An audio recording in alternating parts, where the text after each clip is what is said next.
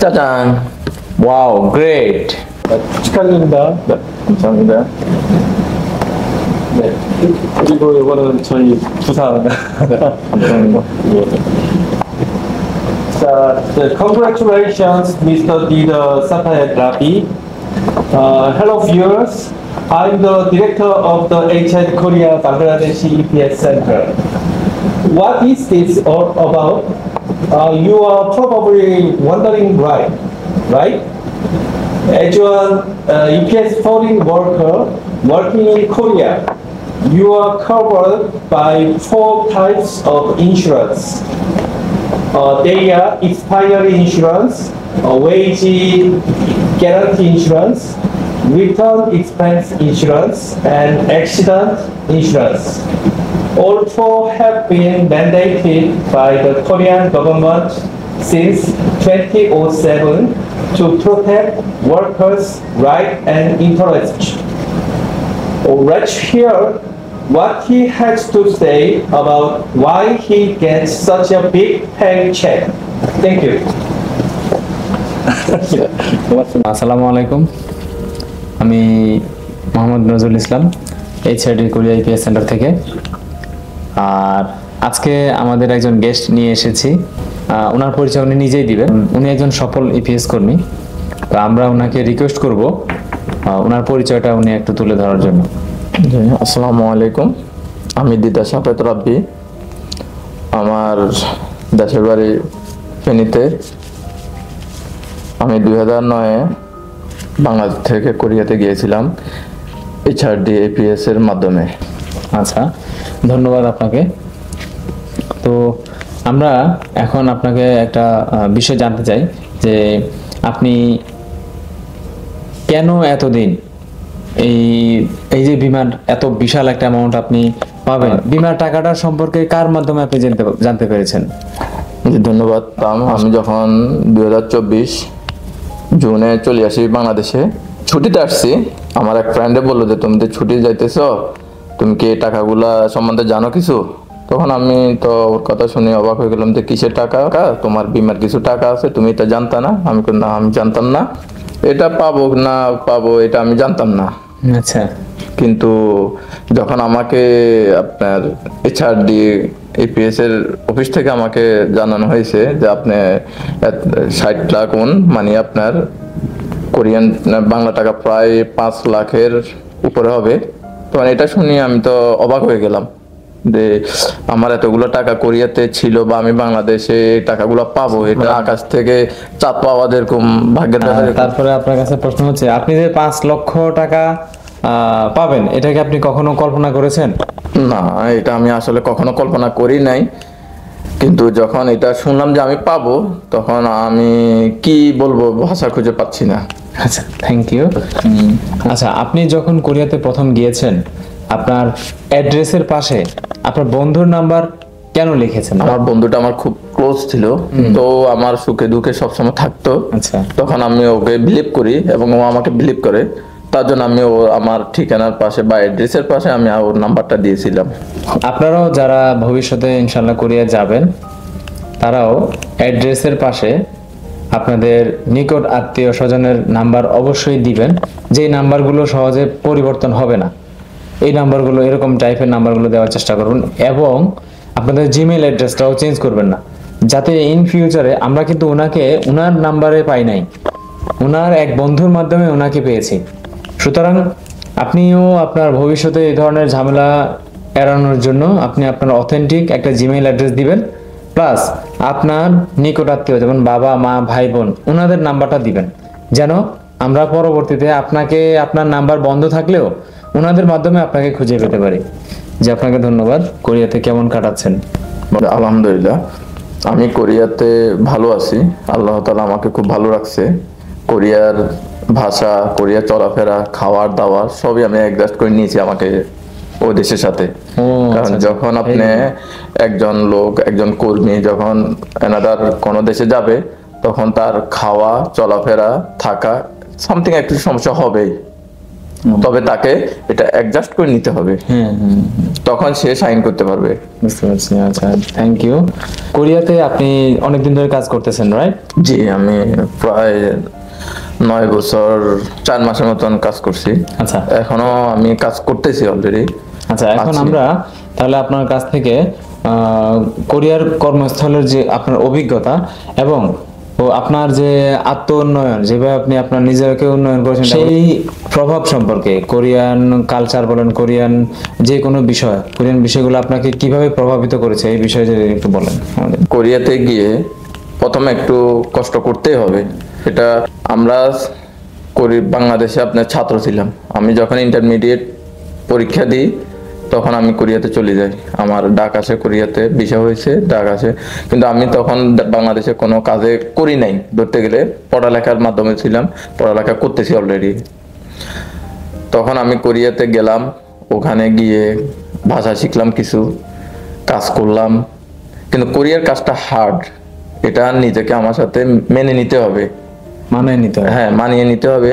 কারণ আমি একটা দেশে গেছি, ওরা আমাদেরকে হালকা পাতলা কাজ দিবে না। তখন আমার চিন্তা রাখতে হবে কি, কাজটা আমাকে করতে হবে, কাজটা আমাকে শিখতে হবে। এই মেন্টালিটি নিয়ে আপনি যদি কোরিয়াতে যান তাহলে আমি আশা করি অনেক কিছু অর্জন করতে পারবেন। আর কোরিয়ানেরা মূলত ওরা হার্ড পরিশ্রমিক, ওরা অনেক কঠিন পরিশ্রম করে, টাইম মেনটেন করে। ওরা মিথ্যা কথা একদমই পছন্দ করে না। যখন আপনি কোনো একটা কাজ করবেন, ওদের মন জয় করতে পারলে ওরা কিন্তু আপনাকে অনেক ভালোবাসবে। তখন আপনাকে ছাড়া ও কিছু বুঝবে না। জি জি। তাই আমি আমার দেশি ভাইদের উদ্দেশ্যে বলবো যে আপনারা গিয়ে কাজ পরিবর্তন করবেন না, এক জায়গা থাকবেন, কোরিয়ানদের কথা শুনবেন, ওদের সাথে ভালো আচরণ করবেন, তাহলে আপনি ভবিষ্যতে অনেক কিছু অর্জন করতে পারবেন ওদের কাছ থেকে এবং অনেক হেল্প পাবেন। ওরা হেল্পফুল মানুষ। ধন্যবাদ, অনেক ভালো ইনফরমেশন পেয়েছি আমরা। এখন আমরা দিদার ভাইয়ের কাছ থেকে জানতে চাইবো যে অন্যান্য দেশের তুলনায় কোরিয়া, এবং যদি অন্যান্য দেশ তুলনা করি আমি, সেই ক্ষেত্রে আপনি কোরিয়ার কোন কোন বিষয়গুলোকে আপনি অন্যান্য দেশ থেকে ভালো বলে বিবেচনা করবেন আপনি? ধন্যবাদ ভাই, আপনাকে একটা গুরুত্বপূর্ণ বিষয় বললেন। কোরিয়াতে আপনার কাজের ক্ষেত্রে গেলে আমি প্রথমে বলছি যে আপনাকে ভাষাটা অর্জন করতে হবে। মেন 1 নাম্বার হচ্ছে আপনার ভাষা। 2, তাদের কালচার মতো তাদের আইন মেনে চলতে হবে আপনাকে। আপনার বিভিন্ন কান্ট্রি আছে, যেমন সৌদি আরব, কাতার, কুয়েত, দুবাই, XYZ যে কোনো দেশ হোক না কেন, ওখানে একটা ভিসা লাগানো বা আপনার ভিসা নিয়ে একটা হেডেকটে পড়তে হয়, একটা সমস্যাতে পড়তে হয়। কিন্তু কোরিয়াতে এই জিনিসটা নাই। আপনি মালিকে আপনাকে সব করে দেবে। অন্যান্য দেশে শুনি আমরা যে ওই দেশে ওই মালিকে আপনার টাকা দেয় নাই, বেতন দেয় না, ঠিক করি 6 মাসের বেতন, 7 মাসের বেতন আটকে রাখে। কিন্তু কোরিয়াতে আপনার 1 তারিখ থেকে আপনি 1 তারিখে কাজ করবেন, ঠিক আপনার 31 তারিখে আপনার বেতনটা আপনার অ্যাকাউন্টে জমা হয়ে যাবে। যদি ওটা শনিবার রোববার না পড়ে, শনিবার রোববার পড়লে ওটা হচ্ছে ওদের সাপ্তাহিক ছুটি, তখন ওরা ওই টাকাটা রোববারে আপনাকে বা সোমবারে আপনাকে পেমেন্ট করে দিবে। আর অন্যান্য ফ্যাক্টরিতে শনি রোববার পড়লে ওরা শুক্রবারে আপনাকে পেমেন্ট করে দিবে। এই ক্ষেত্রে আপনি 100% গ্যারান্টি থাকতে পারেন যে ওই দেশে আপনার টাকা নিয়ে, বেতন নিয়ে কোনো ঝামেলা পোয়াতে হয় না, ওখানে দৌড়াতে হয়, ধরতে হয়, এটা কোনো দৌড়াদৌড়ি করতে হয় না। আচ্ছা, ধন্যবাদ আপনাকে। আচ্ছা, তারপর আপনার দিদার ভাইয়ের কাছে আমরা জানতে চাইবো যে কোরিয়ান সোসাইটিতে আপনার কোরিয়ানদের কালচার বলেন, তারপর কোরিয়ানদের আচার আচরণ সম্পর্কে আপনি কেমন ফিল করছেন, কেমন লাগে আপনার? জি, কোরিয়ান ভাষাটা একটু হার্ড, ওটা আপনাকে আয়ত্ত করে নিতে হবে, শিখতে হবে। আপনি যদি মনোযোগ সহকারে এটা পড়ালেখা করেন তাহলে আপনি তাড়াতাড়ি এটা আয়ত্ত করতে পারবেন। আর কোরিয়ানদের আচার ব্যবহার খুবই ভালো, ওরা হেল্পফুল হয়, কোনো সমস্যা হলে ওরা ঝাঁপিয়ে পড়ে। আপনি যে কোনো একটা সাহায্য ওদের কাছ থেকে চাইবেন যে আমাকে এই সাহায্যটা, আমি এই সমস্যাতে পড়ছি, আমাকে একটু সাহায্য করুন, হেল্প করুন। হ্যাঁ, ওর সাধ্যমতো আপনাকে হেল্প করবে যদি ওর সাধ্যের ভিতরে থাকে। তাহলে যেমন আমি আমার ফ্যাক্টরিতে অনেক সময় অনেক কাজের জন্য হেল্প চাই ওদের কাছ থেকে, তখন ওরা অনেক হেল্প করে আমাদেরকে। ধন্যবাদ দিদার ভাইকে।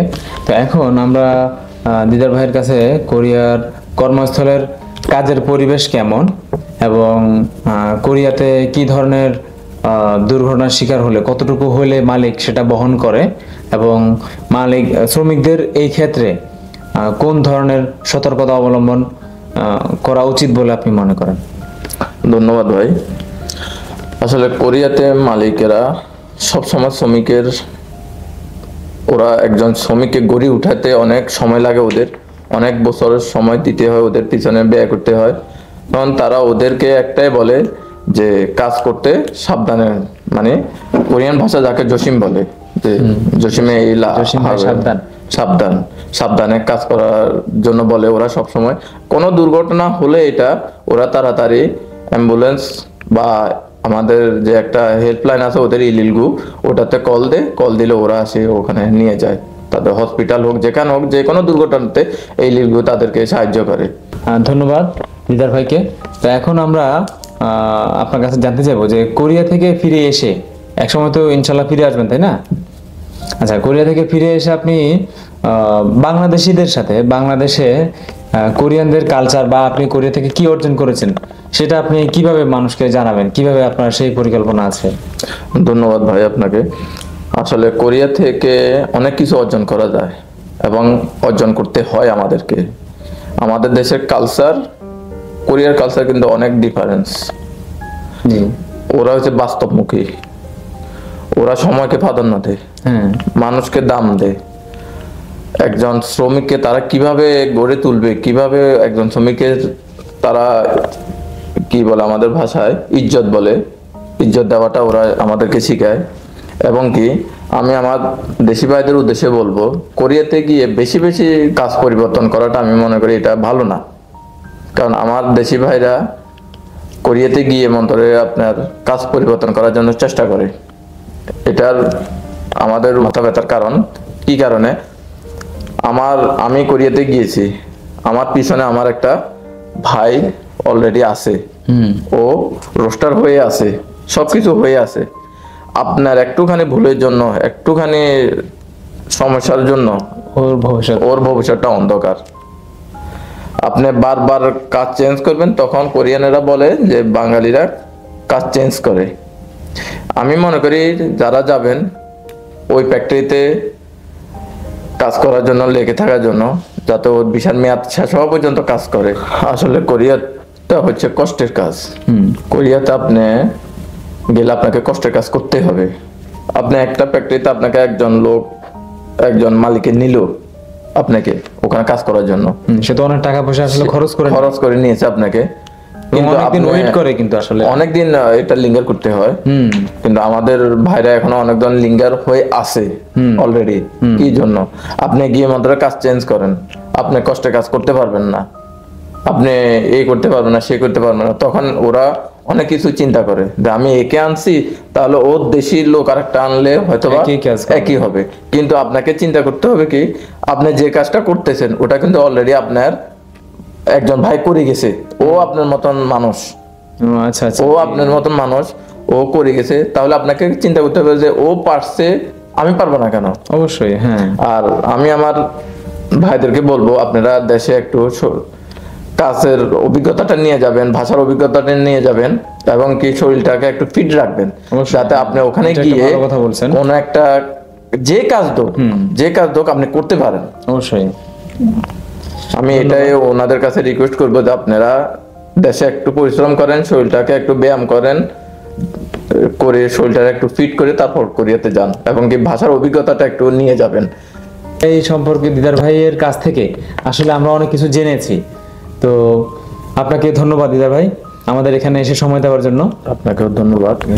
যারা যাওয়ার জন্য আগ্রহ বা ভাষা শিখতেছেন বা এখনো যারা রোস্টারভুক্ত হয়ে আছেন, ওদের উদ্দেশ্যে একটাই বলবো, আপনারা গিয়ে কাজ পরিবর্তন করবেন না। আপনারা গিয়ে যাকে বলে কোরিয়ান ভাষা ইয়লসিমে কাজ করবেন। আপনার একটুখানি গাফলতির কারণে, আপনার একটুখানি অন্যমনস্কর কারণে আপনার দেশি ভাইটা যেতে পারবে না। ওরও একটা স্বপ্ন আছে, আমি কোরিয়াতে যাব, টাকা রুজি করব, এবং কি পরিবারকে স্বাবলম্বী করব। Yes. আপনার একটুখানি নিজের সদিচ্ছায় পারে যে আপনি আপনার আরো দেশি ভাই 5-10 টাকা আপনি আপনার কোরিয়াতে নিতে পারেন, আপনার উসুল্লায় যেতে পারে। ধন্যবাদ ধন্যবাদ তো আপনাকে। আমি সবাইকে ধন্যবাদ জানাবো। জি, আপনাকেও ধন্যবাদ। আপনাকেও ধন্যবাদ। আপনাকেও ধন্যবাদ। সবাইকে আমি ধন্যবাদ জানাবো এবং কোরিয়ার ভাষা শেখার জন্য আমি বলবো এই যে এত বড় একটা অ্যামাউন্ট আমি জানতাম না এটা। এইচআরডি কোরিয়া ইপিএস এর যে আমাদের বস আছে এখানে, ওনাকেও ধন্যবাদ জানাই আমি, যে আমার এই টাকাগুলো উনি আমাকে বলার জন্য যে তোমার এতগুলো টাকা আছে বা সংগ্রহ করে দিবে উনি আমাকে, তার জন্য ওনাকে আমি অসংখ্য অসংখ্য ধন্যবাদ জানাই। আর ধন্যবাদ আপনাকে। আমার পাশে যে ভাই আছে ওনাকে আমি অসংখ্য ধন্যবাদ জানাই, উনি আমাকে অনেক হেল্প করতেছে। ধন্যবাদ। আসসালামু আলাইকুম। ভালো থাকবেন। আসসালামু আলাইকুম।